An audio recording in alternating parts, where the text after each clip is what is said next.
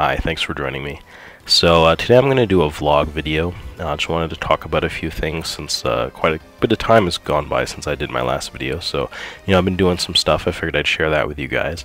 I'm probably going to actually talk over some older footage, gameplay footage, probably from Queen's Blade Spiral Chaos, or maybe probably Queen's Gate Spiral Chaos was what I was thinking. So I hope that you enjoy that. It's a very cool game. If you want to check out some of my really older videos, I talk about it at length. But yeah, so one of the interesting gaming things that's been happening is there is a Kickstarter for a new Fear Effect game. Now, when I saw that, I kind of forget if I mentioned this before, but I saw it. It kind of took me by surprise. It was nothing I was expecting. And it seems like it's one of those things that was, part of Square Enix's collective, sort of like, I don't know that it's crowdfunding, but it's more just like using their properties for like indie developers, basically, to make games from. So this is, a perfect opportunity, I think, to make a new Fear Effect game. There's always a lot of anxiety, though, when something like this is happening, where it's like, oh man, these games are so beloved. You guys know that the Fear Effect games, gosh, now I'm struggling to remember if they actually made my top 10 or if they were my runners-up, but I'm pretty sure they were in my top 10. I'll have to go back and watch that again. Anyway, it's, they're just an excellent series. So, they announced this. It's a smaller developer that's doing it. They are changing it to a what do you call it, like an isometric perspective. So, I just really wasn't sure what to think about it. But I figured, what, I'm a fan. I want more Fear Effect. I'm willing to take a chance on this. I did go ahead and back it, just for like the normal like $15 or something to download the game. Now, there's been some good news since then that I wanted to share with you guys. So one thing I found out, and this seems like it was probably this way from the start, but I just didn't fully understand that the original kind of like writer, director, producer of the first Fear Effect, I guess he didn't actually work on the second one, from what I've read, but his name is John Zur-Platten. And he is going to be writing this game. So you have the original writer of the original Fear Effect coming back in to write this game. So that puts, a sizable portion of my fears to rest. I'm actually quite excited about that. It's another interesting thing. They did go ahead and post a like a short, I don't know, gameplay teaser sort of video. So if you guys are interested in that, you can go ahead and check that out. But it is getting close to the end of the Kickstarter. I think it's got about 9 days left, and it's close to its funding goal. So it looks like it's probably going to make it. But if you guys are interested in this, I would definitely recommend that you go ahead and back it. They also did say that they have announced a console version of the game. It will be coming to PlayStation 4 and not just, I don't know if that's like a physical release or something, but I assume it would at least be downloadable on PlayStation 4. So, so I think there's not a lot to lose here, or there isn't as much as it seemed like there was at first. They have the original writer. The gameplay is going to be different, but how much are people really gonna dig, classic sort of Fear Effect / Resident Evil style tank controls and that kind of a kind of cinematic action game with puzzle elements? These days, I mean, I think you could do something like that well, but I'm willing at least to give a slight change in gameplay style a shot. So I wanted to share with you guys my thoughts about that and the new developments since that was initially kickstarted. Another thing I wanted to talk about, I got into a new anime series. I'll talk a little bit about the anime that I've been watching, because it's another thing I haven't talked about much recently, but I was checking out Crunchyroll, and then the new season, there's a show called The Lost Village. Now, if you guys have been following me for a while, you know that, you know, a little over a year ago, I started struggling with some anxiety, you know, issues a little more,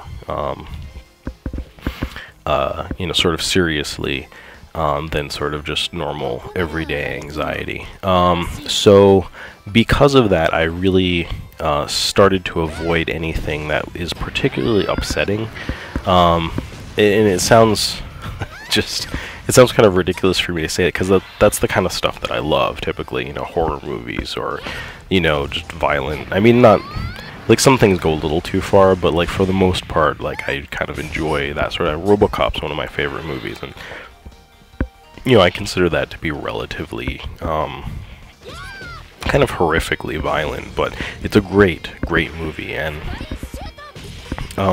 long story short, I've been missing that. So I started watching The Lost Village kind of against my better judgment.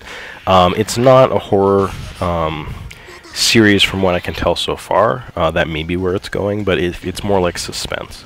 It kind of reminds me of, well, I guess I don't really want to say what it reminds me of, but it's very suspenseful. There's basically the first episode, you start off, there's a bus full of people, and you know, you kind of get to know each individual character a little bit. They're all basically running away. They are chasing this urban legend about a village of people who have sort of like, you know, secluded themselves away and kind of retreated from society. You know, it sort of sounds like a commune or something like that, but just, you know, the way that they talk about it, it's interesting. You know, you kind of get a insight into, you know, why these characters are all interested in you know, finding this place and seeing if they can live there. So you know, as you can imagine, things get a little bit weird, and it's pretty good so far. Really, you know, reserving judgment. I mean, it's hard to tell. We're only like up to the 4th episode, I guess. But what surprised me is how much I missed watching shows like this. So it's nice to be able to, you know, just sort of dip a toe back in watching some of that kind of stuff. I had such a strong reaction to it, actually, that I had to watch something else similar to it after I finished the first, like, 3 episodes of The Lost Village. So I actually watched all of Another again. If you guys have ever heard of that, that's another, it's actually a horror, I guess it's horror suspense kind of a thing too, but it's it reminds me very much of kind of a Japanese anime version of the Final Destination. Those movies, if you're familiar with those. Another is really good. I really enjoy that. It's odd. Watching it a second time, I was, you know, thinking a little bit more about the structure and stuff, and the things that go on. There are, you know, certain little frustrations with it, but it's a very interesting show. And I also started watching Death Note again, which you know, I've watched multiple times. I always enjoy it, but anyway, I'm kind of glad to be getting back into a little bit of horror anime anyway, and suspense anime. So that's a lot of fun for me. Yeah, so, you know, I have been busy, I guess obviously, with things aside from making YouTube videos. I've been doing a fan translation. I've been talking a little bit more about that recently. You guys know that I've been engaged in that hobby for a number of years, and so I did release a couple, well, I guess just one translation patch that came out recently. There was a message board where, you know, some people were asking if somebody would translate the script for Spider-Man, I think it's Spider-Man Lethal Foes. For some reason was only released in Japan, and somebody did a translation patch of it recently, and they just made up a story to go with it. So, you know, that's fine, but it's just weird when it's, you know, it's not a translation of the original. So, you know, I personally, because I translated it, I think that, you know, the translation is, you know, is nicer to play through. It's more, you know, makes more sense, and it's more true to the original. So so anyway, I just did that for fun. You know, it took me like a couple days. It wasn't any big deal. So but the person that I did that for actually ended up making a patch for it and you know, releasing it.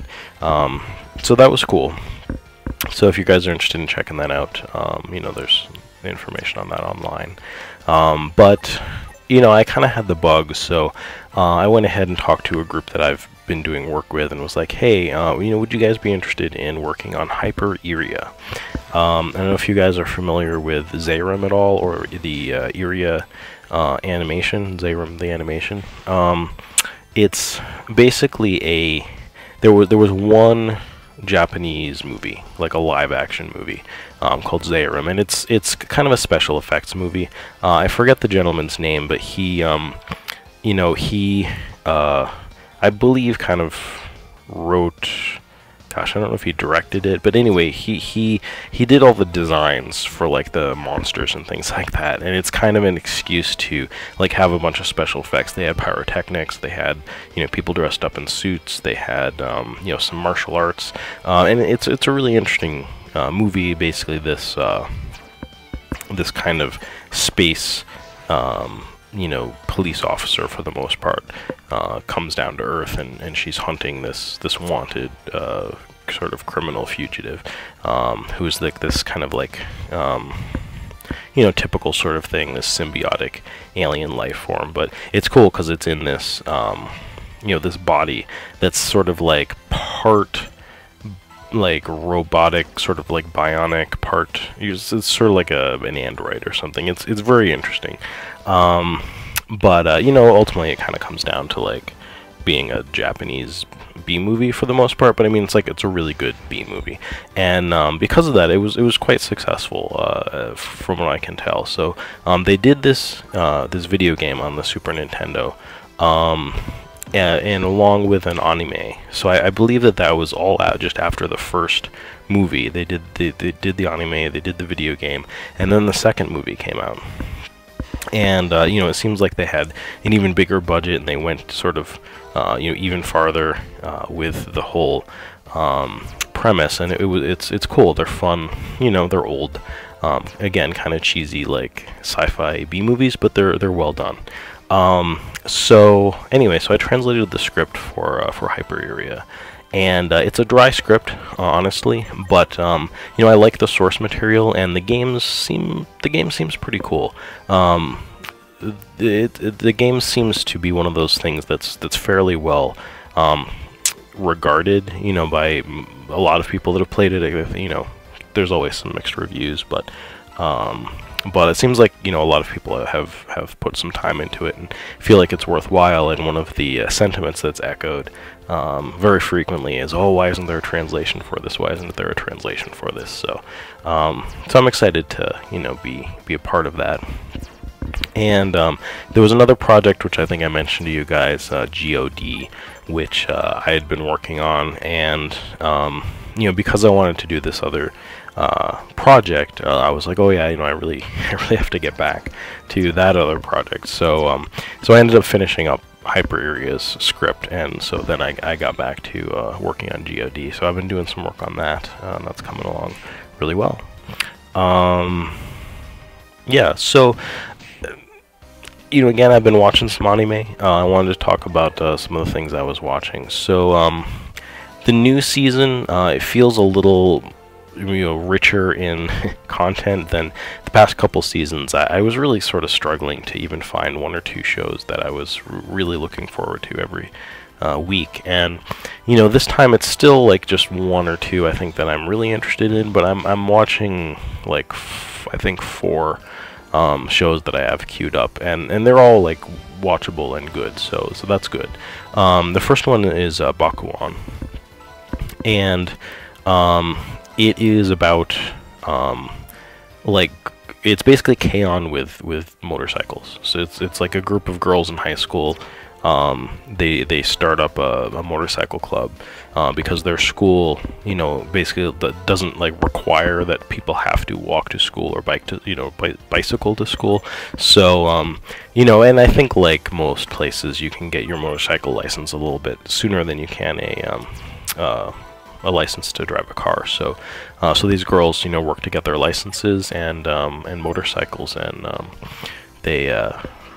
that's what it's about. So it's fun. I really like it. It's just, you know, again, one of those kind of slice of life shows, but so somehow it's really it's enjoyable. It's just sort of a fun, unique premise, and it kind of combines like the, motorcycles. It's not something I'm like really into, but I can kind of get, I can get my head around sort of like what they're talking about, and how like the creators are sort of geeky about these these different kind of bikes, and just sort of throw that in with like a just comedic slice of life show. It works really well.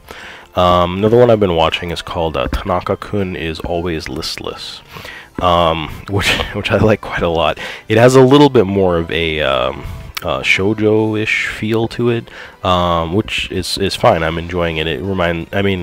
In that way, it reminds me a little bit of Monthly Girls Nozaki-kun, which is also very good. But this is it's basically about these two high school students, these two guys, and Tanaka, of course, is just, he wants to do as little as possible. Like, he's just this super laid back guy, but like he literally just doesn't want to be in the spotlight. His ideal day is just to be like completely peaceful and just left alone. And his best friend basically was kind of his enabler in this this lifestyle that he pursues.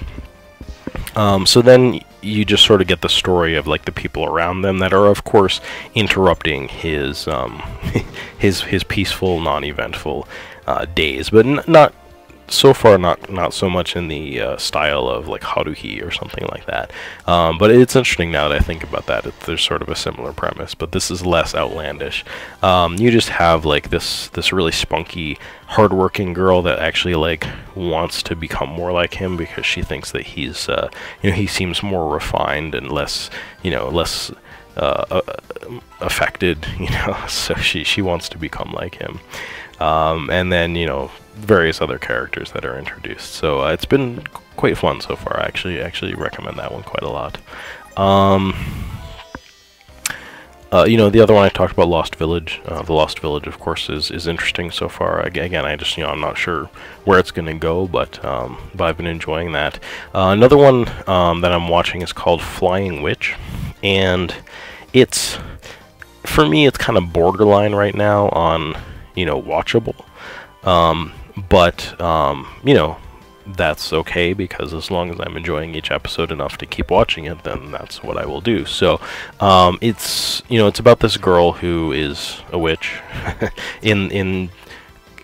It's almost like the Harry Potter sort of style, but it's kind of this exists at the same time with sort of normal society, this kind of underground of people who are witches. So it seems like it's something about who they are a little bit, and it doesn't quite I can't quite tell if it's like hereditary or something along those lines. It does seem to be like people in her family, like her older sister is a witch as well, so it might be one of those kinds of things. But she's just sort of like going out to the country to live with her relatives, and just to kind of continue her training. And it's kind of under the radar, but it's also like she's okay with just kind of revealing some of these unusual things, like flying around on a broom, or these weird characters that all kind of like end up showing up around her. So it's very kind of slow paced and just really understated so far. The main characters are like her two cousins, I guess. This one boy and his younger sister. So you have one girl who's like 10 or 12 or something, and then this other boy that's around her age, probably, I don't know, 16 or 17 or something. And they make decent characters so far. Like I said, it's kind of it's been watchable. So I've been enjoying that for what it is, as it stands. So I did start playing a game recently. I really haven't been playing much. You guys know I played Dead or Alive Extreme 3, and I've still been picking away at that a little bit, but I did start Demon Gaze, because I really am pretty interested in Stranger of Sword City. The art style, I think, is spectacular in that. And I've been buying a handful of these dungeon crawler RPGs and really kind of wanting to get back into, kind of a little bit more of the traditional style, old school first-person dungeon crawlers that, I did sort of cut my teeth on back in the day. And yeah, so I'll probably do some impressions or like a review of that at some point. I am quite far along in it. Not Stranger of Sword City. I'm talking about Demon Gaze. So if I like that enough, I will probably also play. What is it? Operation Abyss, I think, was the other one that they developed, and then I think I would be able to justify getting Stranger of Sword City after that. So we'll see how that goes, but I'm enjoying that so far. So hope you guys will be looking forward to hearing my further thoughts about that game.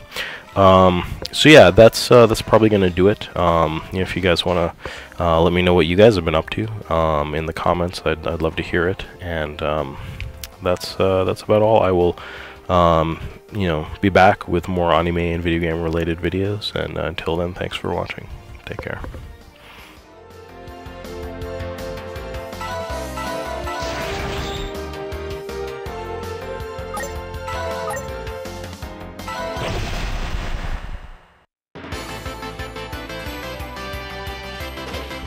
あんたなんか刻んで皿の隅に添えてやりますの。ロケットフライパーンチ。じっくり炒めましたらとどめですの。じ